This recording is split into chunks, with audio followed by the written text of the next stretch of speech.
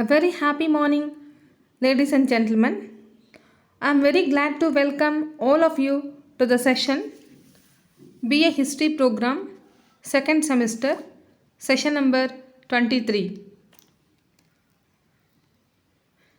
I am Sudhaji, Assistant Professor, Department of History, GFGC, Ripanpet.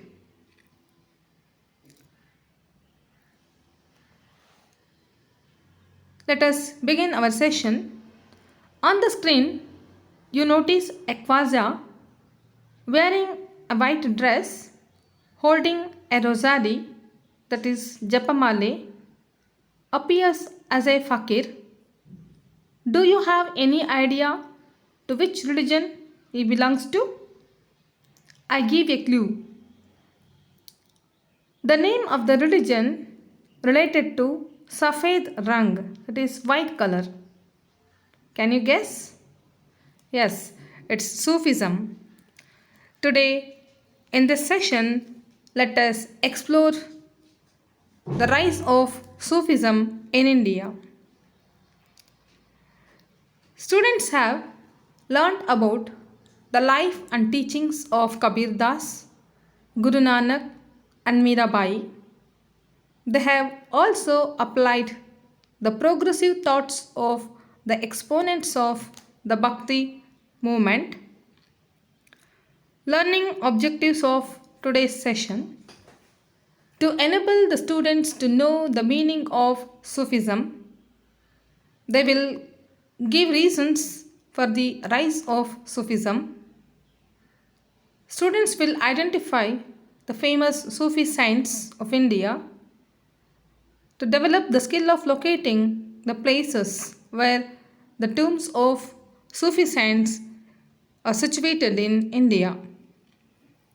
Learning outcomes: at the end of the session, students will appreciate the poetry, music, and dance of the Sufi saints.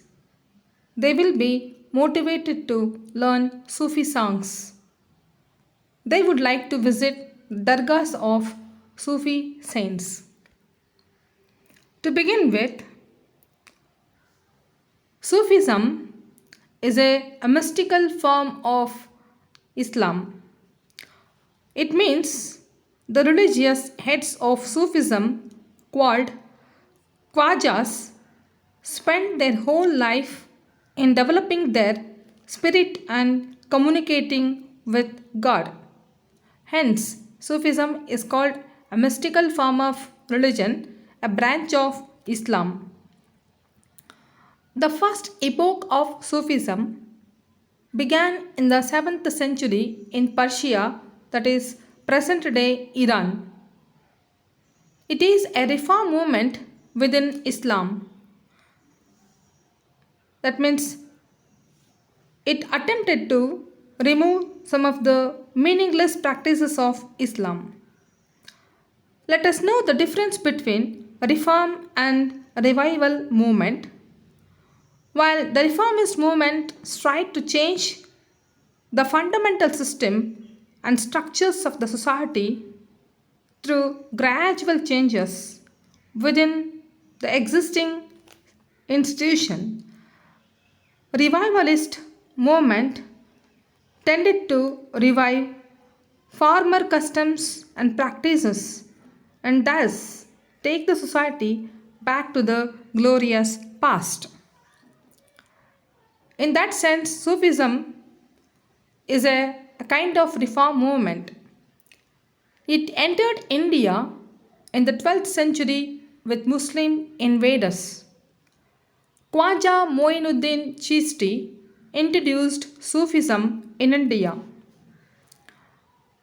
Now you learned that who has introduced Sufism for the first time in India. You can prepare a chart in which mention the names of religion and their founders. It is an assignment for you. It also emphasizes the involved search for God and shuns materialism. As you know that God neither lives in masjid nor in mandir, he lives in everybody's heart. So it emphasizes inward search for God. Let us now learn about origin of the word Sufism. The study of the origin of any word is called etymology. Logy means study. Example sociology, geology, biology. Shabdada Utpatti. Let us now know how the word Sufism has formed.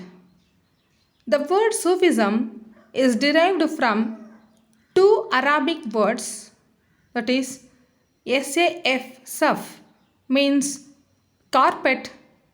Since Sufis meditated upon a carpet, the word might have been representative of this carpet. Another word SUF, Saf, means wool, as Sufis wore woolen garments. The term woolen garments of white let us know the significance of different color which stands for different meanings.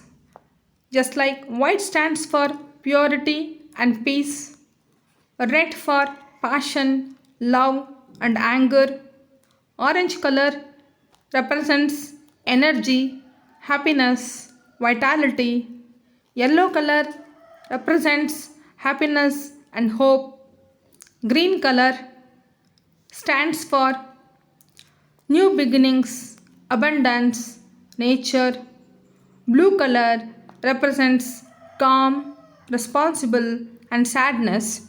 Here, the white color stands for purity of thought and action. The term Sufi has come from the word Safa, meaning pure, which implies purity of thought and action. According to Sufis, self purification is the best way to attain eternal bliss. The bliss. Bliss means happiness.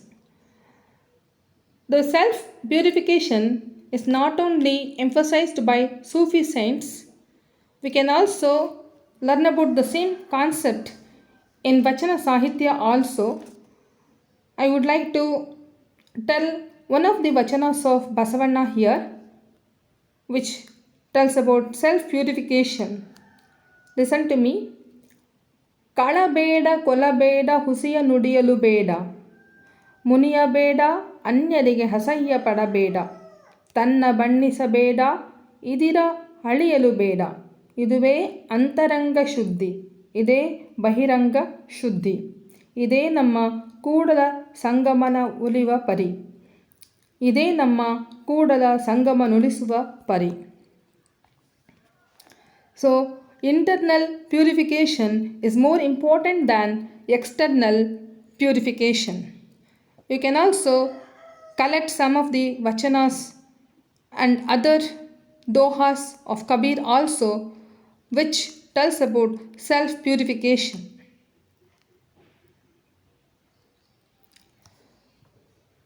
Now, let us now learn about Sufism in India.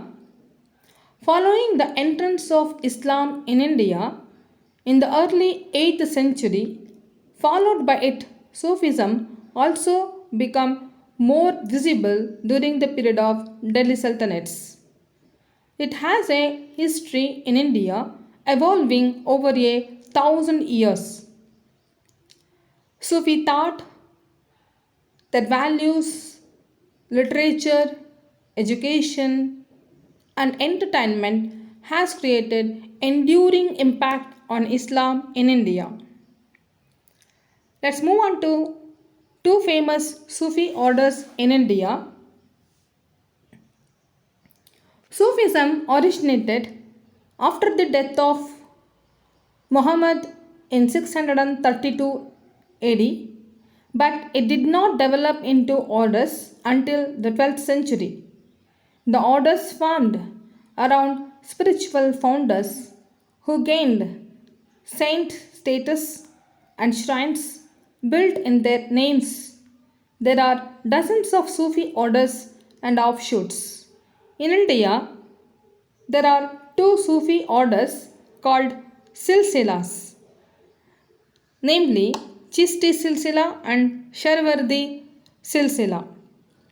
Delhi, Rajasthan, UP, that is Uttar Pradesh, Bengal, Bihar, Malwa, Gujarat, Deccan are the epicenters of Chisti Silsila.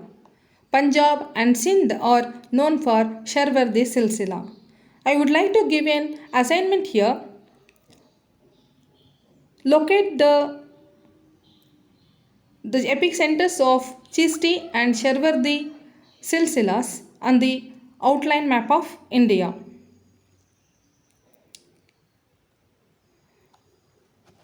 You can notice dargahs of Sufi saints of India on the screen. Dargah is a shrine built over the graves of a several religious figure, often a Sufi saints. These are the pilgrimage places for Sufis. Here you can notice Khwaja Moinuddin Chishti of Ajmer, whose tomb is situated in Ajmer in Rajasthan. Here, one more famous Sufi saint of India, Nizamuddin Auliya, whose dargah is in Delhi. If happens to go to North India, you can visit these two places, Ajmer and Delhi.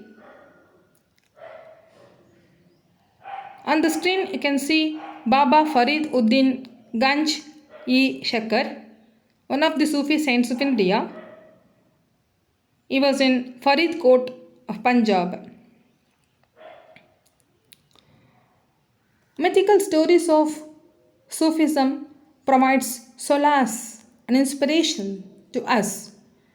The Sufi teachings of divine spirituality, cosmic harmony, love, and humanity resonated with the people and still does so today.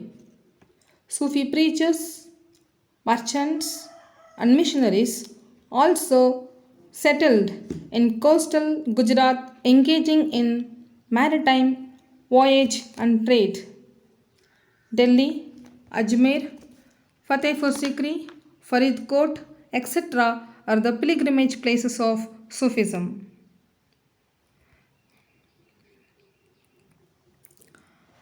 In Hinduism, we follow Navada Bhakti to worship God, such as Shravana, Kirtana, Smarana, Padasevana, Archana, Vandana, Dasya, Sakya, and Atmanivedana. Similarly, in Sufism, poetry, music, and dance are the instruments of worship. Hence, historian Dr. Tarachand says that Sufism is a religion of intense devotion. Love is its manifestation. Poetry, music, and dance are the instruments of its worship, and attaining oneness with God is its ideal. Dance is a traditional form of Sufi worship about which we will learn later on. In their dance, usually they twirling with hand pointed upward and the other hand pointed towards ground. They dance with happiness in front of the tombs of their Khwajas. To summarize today's talk, Sufism emphasizes on universal love, peace, and acceptance of various spiritual paths. Most of the Sufis are Sunni Muslims. They perform the greatest form of fast, the fasting of their mind. Usually, we think that fasting means renouncing food, but according to Sufi saints, fasting of their mind from the worldly pleasure is the greatest form of fasting. Sufism is popular in countries like Egypt, Tunisia, Algeria, Morocco, Senegal, China, USA, and also in Islamic countries. Before winding the session, let us have a quick recapitulation of the main points what we have learned in this session. Origin and meaning of the word Sufism, reasons for the rise of Sufism. We have also identified the famous Sufi saints and their dargahs in different parts of the country. And we have learned the skill of locating the places where tombs of Sufi saints are situated on the outline map of India. The books I have referred to prepare my speech are Medieval India by Satish Chandra, Medieval History of India, J.C. Agarwal, Bhakti Movement History Discussion. Hope you would have enjoyed and benefited from this speech. Thank you, one and all.